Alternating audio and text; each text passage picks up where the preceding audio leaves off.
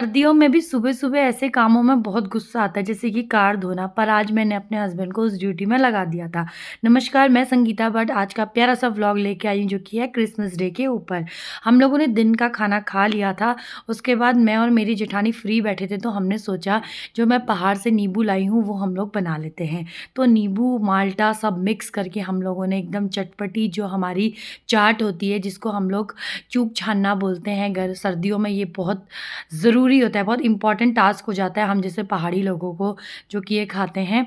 उसके बाद थोड़ा टाइम अब हो गया था चाय का, तो चाय में हम लोगों ने खाए पॉपकॉर्न और पी गरमा-गरम चाय। अब आज हम लोग रेडी होके जा रहे थे सेंट्रियो मॉल जो कि हाथी बड़कला में है। हम लोग अनारवाला में रहते हैं, नया गाँव के रास्ते हम लोग को जाना था। तो नया गाँव में भई इतने स्पेशल चटपटे मोमो मिलते हैं, तो हम इस बीच में रुक गए थे और हम लोगों ने थोड़ा मोमोज़ टेस्ट किए। मोमोज़ देहरादून की जान है। जो भी देहरादून में आता होगा मुझे लगता है उसकी एक यादगार रहता है कि हम लोग को मोमो हर जगह के अच्छे लगते हैं यहाँ पे। तो आज हमने नया गाँव के मोमो खा लिए थे जो कि बहुत टेस्टी थे। उसके बाद हमने अपना आगे का सफ़र जारी किया और हमारे साथ हमारी ननद भी आ रही थी, तो पीछे वो लोग अपनी गाड़ी से आ रहे थे। हमने कार पार्किंग मॉल में नहीं लगाई क्योंकि वहाँ सुना था हमने आज बहुत भीड़ होगी, चलो थोड़ी देर में देख भी लेंगे। और आप अगर व्लॉग पूरा एंड तक देखोगे तो आप भी सच में हैरान हो जाओगे कि इतनी भीड़, मुझे तो मन में यही ख़्याल आ रहा था कि यहाँ एक आतंकवादी ना आ जाए और बॉम्ब ब्लास्ट हो जाए तो हमारा क्या हाल होगा? क्योंकि ये इतनी भीड़ में जाने से घबराना तभी होता है। अभी ये देखो यहाँ से जो भीड़ लग गई थी हाथी बरखला में, बाप रे बाप! ये सब जाम लगा हुआ था। मैं इस बार छुट्टी आई हूँ तो मैंने एक ही चीज़ नोटिस की देहरादून में, जो कि है जाम।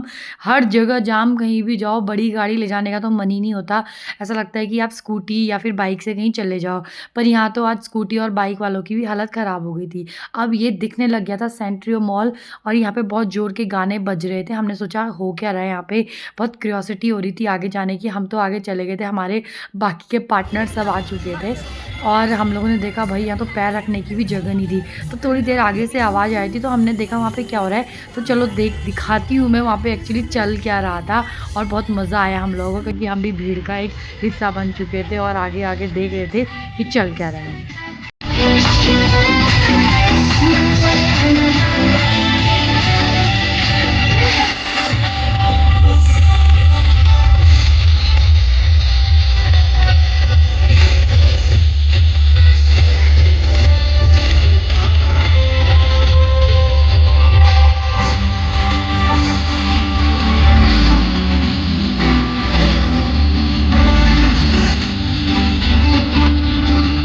ये डांस देखने के बाद तो मुझे वाली कहावत याद आ गई कि दूर से देखा तो हाथी था पर पास जाके देखा तो चींटी मिल गई।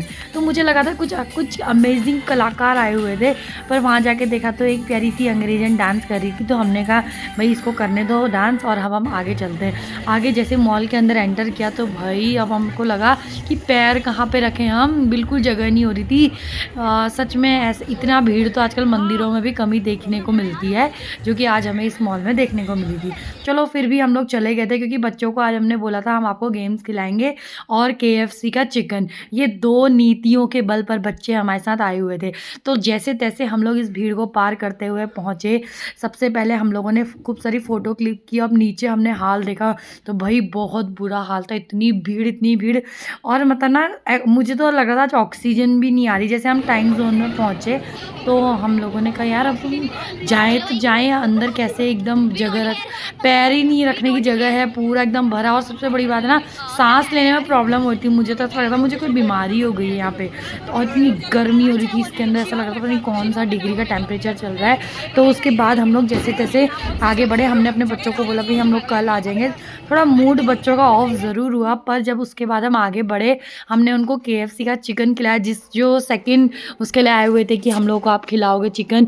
तो वो प्रॉमिस तो हमने उनका कंप्लीट किया और मैं और मेरी दीदी ननद है जो और जीजू ने, हम लोगों ने खाया, रोल खाया क्योंकि हम लोग नॉन-वेज नहीं खाते हैं।